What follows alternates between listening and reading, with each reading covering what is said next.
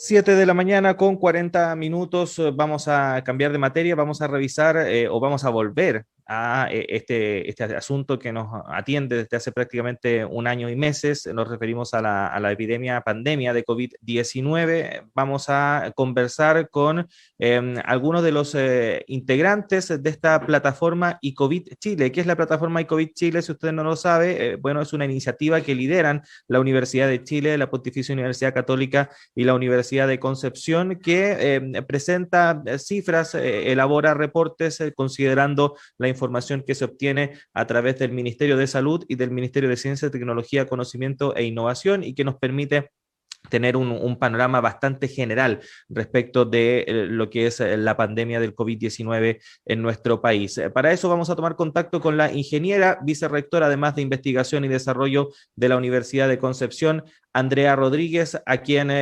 aprovechamos de saludar y decirle muy buenos días y gracias por atender nuestro contacto. ¿Cómo le va, Andrea? Bienvenida acá a Radio Análisis. Muy buenos días, Claudio y Juanita. Así es, Sí, Juanita. estamos desde Concepción. Sí, un abrazo grande también a todas nuestras auditoras y auditores que nos sintonizan en Concepción. Andrea, bueno, ayer se dio a conocer el informe número 42 que elabora esta plataforma iCovid y que presenta algunas cifras bastante preocupantes. Si nos puede contar cuáles son las principales conclusiones o datos que ustedes pudieron identificar a partir de estos datos recopilados desde el MinSal y el Ministerio de Ciencia. Bueno, los indicadores que nosotros sacamos son indicadores semanales, ¿ya? Y la semana pasada lo que se manifiesta es que se ratifica el brote que se está manifestando con una segunda subida consecutiva en lo que es la carga. Tenemos un rebrote principalmente influenciado por la región metropolitana, por su gran población, digamos, pero Aysén, por ejemplo, tiene una de las más altas cargas a nivel nacional, con más de 70 por cada 100.000 habitantes. Por lo tanto, estamos frente a una situación que es preocupante, que vamos creciendo y que también se manifiesta obviamente con una presión sobre la carga hospitalaria. Eso en términos generales. Si quieren más detalle, te puedo decir, por ejemplo, que la positividad a nivel nacional es un poco más del 10%, que es un nivel para nosotros de riesgo alto, ¿ya? Pero también hay que decir que el nivel de número de test que se realizaron la semana pasada es un poco inferior, quizá influenciado también producto del feriado legal. Entonces se conjugan varios indicadores, pero en general tenemos una confirmación, creemos nosotros, de que hay un rebrote y un crecimiento en lo que es la carga viral a nivel nacional. Andrea, ¿cuál es, desde el punto de vista de los informes, ustedes tienen 42 informes ya, ¿cuál es el cálculo que se hace de lo que podría pasar en términos de plazos? Si esa es la situación, de acuerdo al último informe y la experiencia acumulada, ¿qué pasaría con esta pase de movilidad, por ejemplo, dentro de las próximas 2 o 3 semanas, que es el plazo en que podría tener efecto el aumento de la vacunación? Mira, la verdad, Juanita, nosotros no hacemos predicciones en general. Lo que sí te puedo decir es que ha pasado con la experiencia que hemos visto acumulada, ¿ya? Porque hemos evitado hacer predicciones, modelos de predicción, ¿ya? En general. Pero lo que está mostrando esto es que efectivamente tenemos un crecimiento y que si el efecto de vacunación no se manifiesta en corto plazo, obviamente vamos a tener una presión bastante alta en términos de carga viral. De acuerdo a los porcentajes de vacunación y las coberturas, actualmente todavía no tenemos la mayor cobertura en la mayor cantidad de población menor de 50 años. Claro que menores de 50 años son casi 9 millones de personas aproximadamente según el censo. Eso implica que tenemos todavía una cobertura importante que necesita ser cubierta para poder, y sobre todo pensando que después de la segunda dosis tienen que pasar al menos 2 semanas para que tengamos, digamos, una efectividad en las dosis, o sea, en el efecto de inmunización. Por lo tanto, nosotros estamos pensando que no puede ser antes de fines de junio que vamos a ver, digamos, un posible efecto de la vacunación con una mayor cobertura en ese rango etario. Así que la verdad es que el tema que siempre nos están preguntando es qué pasa con este pase de movilidad.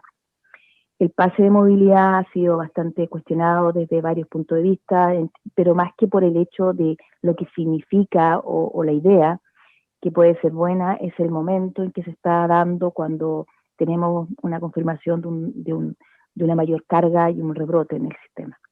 Eso es lo que te puedo decir. Entonces, nosotros no vemos que vayan a haber a corto plazo, digamos, estamos hablando 1 o 2 semanas, a lo que vaya mejorando probablemente el sistema, si es que todavía no tenemos la mayor cobertura en vacunación y mantenemos obviamente el cuidado, que es lo principal. O sea, como han dicho otros especialistas también, que no se trata solamente del pase de movilidad, sino que se trata también de mantener con el pase de movilidad los cuidados necesarios, el distanciamiento, el lavado de manos, la mascarilla, etcétera, que ha sido reiterado innumerables veces.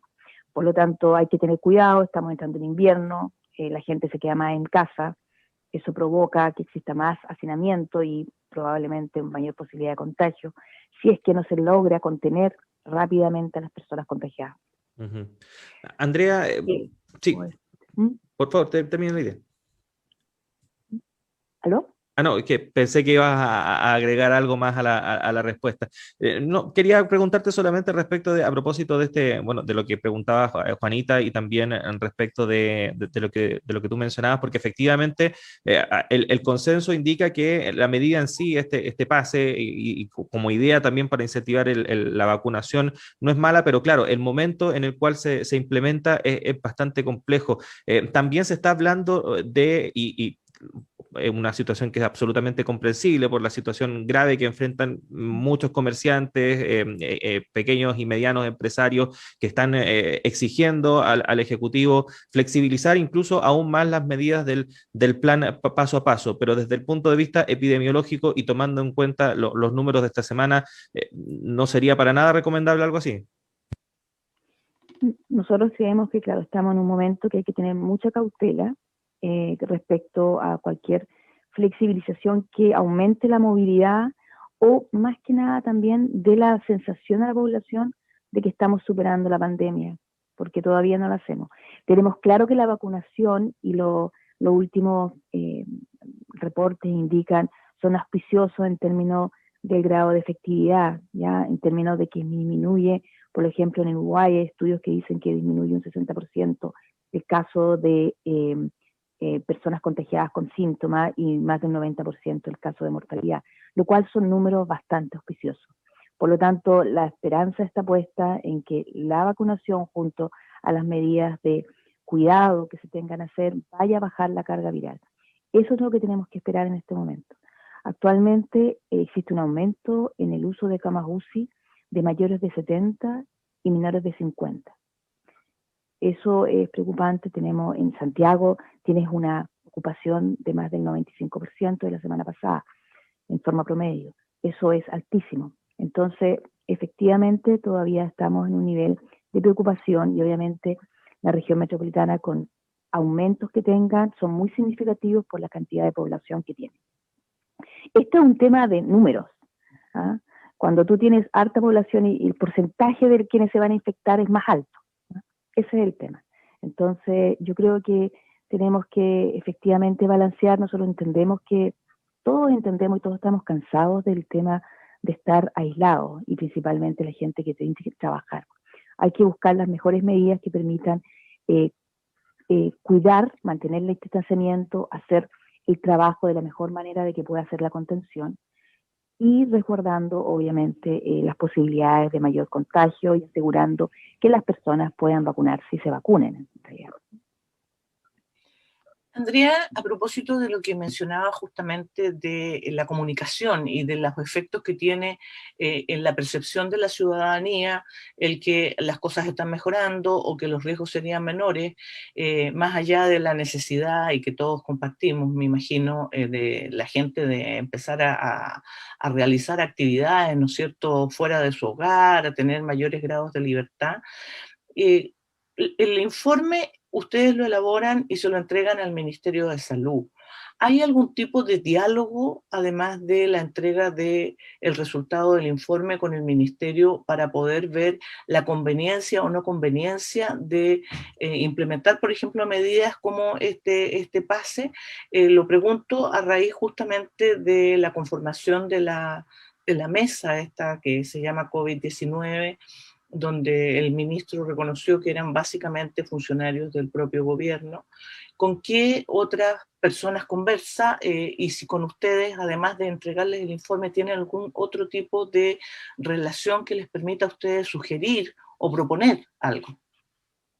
No, nosotros no participamos en decisiones, en la toma de decisiones.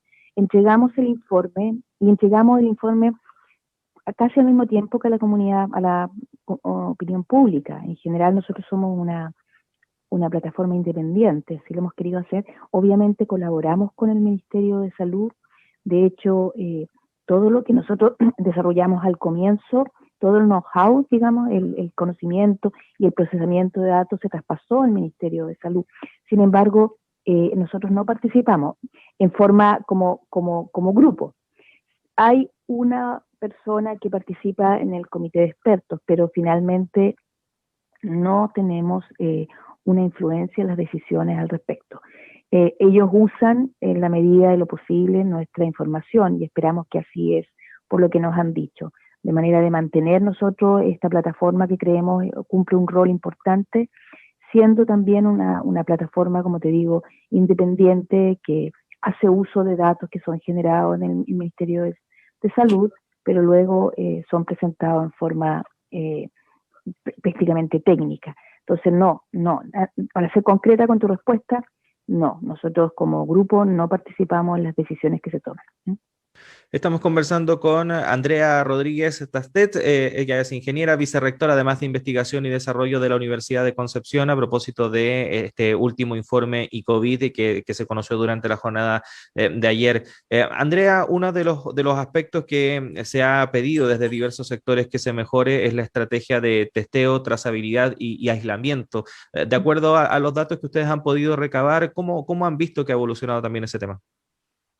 Mira, los datos lo que nos muestran es que en términos de trazabilidad estamos en un nivel que ha mejorado a nivel nacional la rapidez en los tiempos de laboratorio, ¿ya? Estamos teniendo que un 72% de los test se pueden realizar en un corto plazo.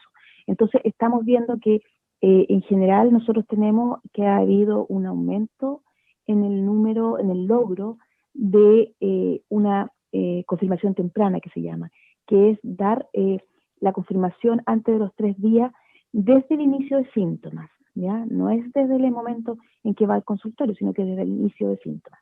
Entonces eso es un poco alentador. Y eso se debe y está muy marcado porque hay un aumento en los tiempos de laboratorio, ¿ya?